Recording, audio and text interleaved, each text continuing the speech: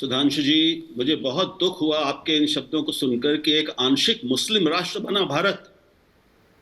आप जैसा आदमी ये कह रहा है, इसका मतलब है कि इतने साल से ये आंशिक मुस्लिम राष्ट्र है जिसमें हम लोग जी रहे हैं। सर उदाहरण बता दीजिए, कौन सी धारा की बात कर रहे हैं आप ये बताइए कि इस मैनिफेस्टो में कौन सर शरिया सुप्रीम कोर्ट से ऊपर मुझे बता दीजिए ना, मैं माफी मांगने को तैयार हूं।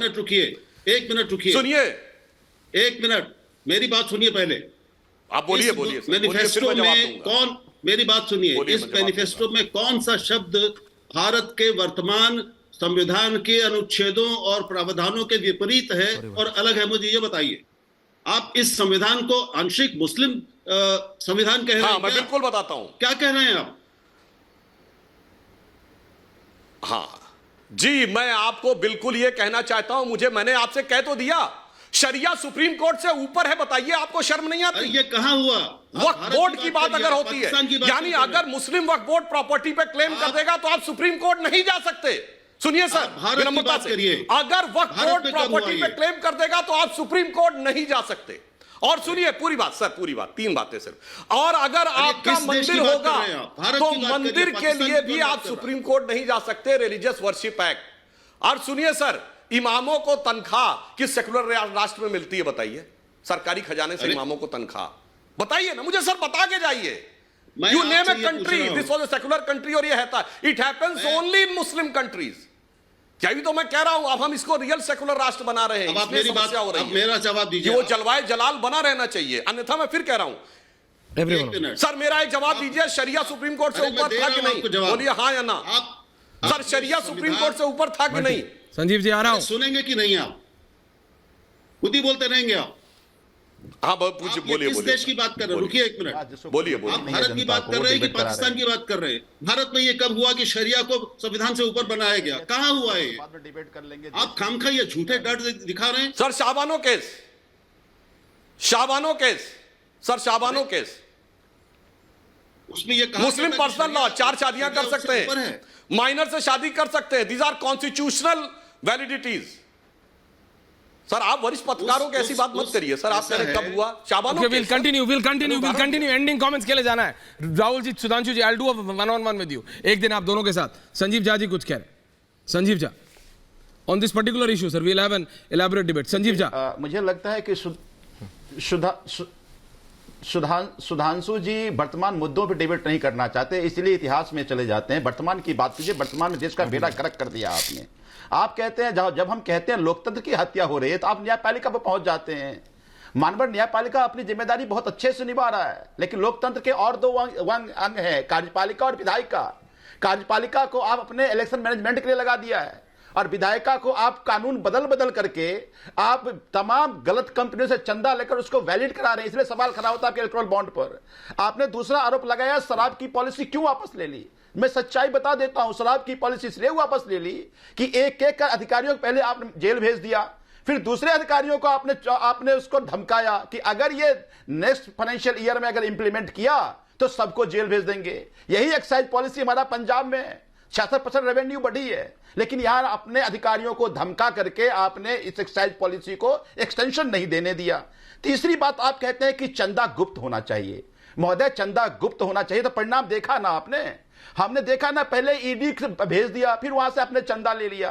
भाई पहले कानून था कि 7.5% से ज्यादा जिसका प्रॉफिट चंदा नहीं दे सकता अपने प्रॉफिट का। आपने कानून बदल करके घाटे कंपनियां, सेल कंपनी से चंदा ले लिया आपने। तो आप चंदा को गुप्त इसलिए रखना चाहते थे क्योंकि आप ऐसे लोगों से चंदा ले रहे हैं जो निहायत शर्मनाक है। हम तो पूछ रहे हैं ना आपको कि भाई आप शराब के किंगपिन माफिया 60 करोड़ रुपए क्यों ले लिया? अब ईवीएम पे सवाल की बात होती है। अगर मान लीजिए इलेक्टोरल के मन, अगर जनता के मन में अगर कोई शक है तो क्या इलेक्शन कमीशन की जिम्मेदारी नहीं है कि भाई ईवीएम के 100% पर्ची को काउंट कर ले? भाई दूध का दूध पानी का पानी हो जाएगा। आप क्यों इलेक्शन कमीशन का यहां पे गवाह बनके तैयार हो गए हैं, उसके स्पोक्सपर्सन बनके तैयार हो गए हैं? इलेक्शन कमीशन की जिम्मेदारी है जनता के मन में यह शक ना हो कि इलेक्शन किसी तरह से बायस्ड है, फेयर होना चाहिए। लेकिन जब बात इलेक्शन कमीशन पे होता है प्रवक्ता आप बन जाते हैं, ठीक है, साबित होता है। Okay Sanjeev ji, okay Sanjeev ji, Bati ji ending comment. Okay Sanjeev ji, thank you. Okay Sanjeev, Bati ji ending comment. Sudhanshu ji ने ढेर सारी बातें कही। ये भारतीय जनता पार्टी के लोग बहुत अच्छी चाशनी में लपेट के अपने शब्दों को प्रस्तुत करते हैं, लेकिन इनके अंदर जो घृणा एक समुदाय के शुगर प्रति, बेल्ट से तो आप और हम आते हैं, चाशनी एक हाथ से ला रहे हैं। मुस्लिम समुदाय के प्रति जो घृणा है वो इनके शब्दों में व्यक्त हो जाती है। अच्छा, कह रहे हैं असली सेकुलर राष्ट्र हम बना रहे हैं। असली सेकुलर राष्ट्र ऐसा होगा कि जिसमें देश का प्रधानमंत्री कहेगा कि उपद्रवी कपड़ों से पहचाने जा सकते हैं, जिसमें एक धर्म के लोगों के धार्मिक कर्मकांडों पे हेलीकॉप्टर से फूल बरसाए जाएंगे और दूसरे धर्म के लोगों को प्रार्थना करते हुए लातें मारी जाएंगी पुलिस के द्वारा। क्या ऐसा धार्मिक सेकुलर राष्ट्र होगा कि जिसमें इनका सांसद दिल्ली में खड़ा होकर, राजधानी में खड़ा होकर कहेगा कि इन लोगों को घरों में से निकाल के मारो, इन लोगों को वो करो। Valid point. तो ये जो इनकी घृणा है, केवल ये घृणा व्यक्त होती है और ये बहुत ही दुर्भाग्य की बात है। राहुल जी ने कहा और पंकज जी ने भी शायद कहा था कि ये आचार संहिता का उल्लंघन है कि देश के प्रधानमंत्री एक राजनीतिक पार्टी के घोषणा पत्र को सांप्रदायिक रंग दे रहे हैं, उसे हिंदू मुसलमान में बांट रहे हैं। उसमें जो बातें की गई हैं वो देश के नागरिकों से संबंधित हैं, देश के हर समुदाय के लिए, महिलाओं के लिए, छात्रों के लिए, नौजवानों के लिए, किसानों के लिए, मजदूरों के लिए, सबके लिए उसमें घोषणा पत्र में स्थान है। लेकिन इन्हें केवल वो पॉइंट दिखाई दे रहे हैं जो जिन्हें सांप्रदायिक रंग दिया जा सकता है। पंकज शर्मा जी 30 सेकंड्स। सुधांशु जी लास्ट में आ रहा हूं आपके पास। पंकज जी एंडिंग कमेंट्स आपके। देखिए, सबसे ज्यादा परेशानी इसलिए पैदा हो गई है कि राहुल गांधी ने ही एक गारंटी दे दी और सब जानते हैं कि राहुल गांधी की गारंटी का मतलब भी गारंटी की गारंटी है। और राहुल गांधी ने क्या गारंटी दे दी? अब आया मजा। ये आपने ये जो सबसे बड़ी पंच लाइन तो आपने आखिरी के 30 सेकंड में मारी है, हैं? तो उन्होंने क्या गारंटी दे दी है?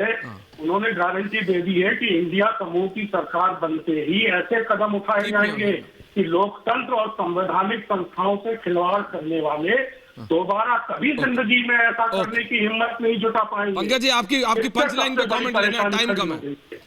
आपकी पंच लाइन पे कमेंट लेना और आपकी पंच लाइन देखते ही संजीव जी कुछ पढ़ने लगे हैं। लेकिन सुधांशु जी भाई, अब मोदी की गारंटी के खिलाफ राहुल की गारंटी, और पंकज जी कह रहे हैं राहुल की गारंटी का मतलब भी गारंटी। आ रहा हूं संजीव जी, लास्ट में टेंशन। मैं जवाब तो गंभीर देना चाहता था मगर पंकज जी ने इतनी गुदगुदाने वाली बात कह दी है कि मुझे उनकी बात का जरूर जवाब देना पड़ेगा। फिर भी मैं ब्रीफ में कह देता हूं। संजीव झा जी, हमने कभी नहीं कहा कि मतदान सिर्फ गुप्त होना चाहिए। आपने जवाब नहीं दिया कि 20,000 की ही चाय क्यों रखी थी, 22,000 की भी तो रख सकते थे।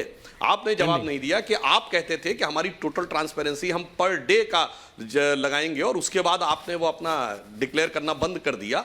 इसका जवाब देना चाहिए था। अब दूसरी बात कहता हूं, जो पंकज जी ने बात कही, अब वैसे तो मैं भाटी जी की बात का जवाब देना चाहता था मगर मुझे लगता है कि टाइम थोड़ा, एक लाइन जरूर कह देता हूं। आपने कहा कि हम दूसरे के प्रति घृणा रखते हैं। भाटी जी, ये हिंदू धर्म धोखा है, रामचरितमानस फाड़नी चाहिए। हिंदू धर्म HIV है, हिंदू धर्म मलेरिया है, डेंगू है, ये तो सेकुलरिज्म के सुंदर संगीत हैं। हमने कभी किसी धर्म के लिए बोला है? ये घृणा नहीं है, ये तो सेकुलरिज्म का मधुर संगीत है जो कानों में दोनों गंगा जमुनी तहजीब घोलता है। अब जो बात कही पंकज जी ने, अब राहुल की गारंटी, इस पे तो बोले बगैर नहीं रह सकते। 2019 में राहुल गांधी कहे थे 72,000 रुपया देंगे किसानों को, किसानों ने मान लिया था? नहीं। अभी खड़गे जी बोल रहे थे, जिस दिन घोषणा पत्र था, जाके कोई वीडियो चेक कर ले, उन्होंने कहा सब महिलाओं को साल में 1 लाख रुपए देंगे। उसके बाद खड़गे जी कहते हैं ताली क्यों नहीं बजा रहे हैं आप? मतलब कांग्रेस कार्यालय में जो लोग बैठे थे, लगा खड़गे जी को कि वांछित प्रतिक्रिया नहीं मिल रही, उतनी ताली नहीं बज रही। भैया, उस पर कोई भरोसा करने को तैयार नहीं कांग्रेस पार्टी के अंदर, तो कोई दूसरे पे क्या भरोसा करेगा आपकी बातों के ऊपर? इसीलिए कहते हैं साहब, 139 साल पुरानी पार्टी जिसने 60 साल प्रत्यक्ष शासन किया और उसमें 4 पीढ़ियों से शासन किया, वो कहते हैं अब मौका मिला तो हम कमाल कर देंगे। मतलब बाप ना मारिन मेढकी और बिटवा तीरंदाज। तो देश की जनता बहुत समझदार है, उसको समझती है कि कौन हवा में तीर भांज रहा है, कौन मोदी जी की तरह जमीन पे पत्थर पे लकीर। संजीव झा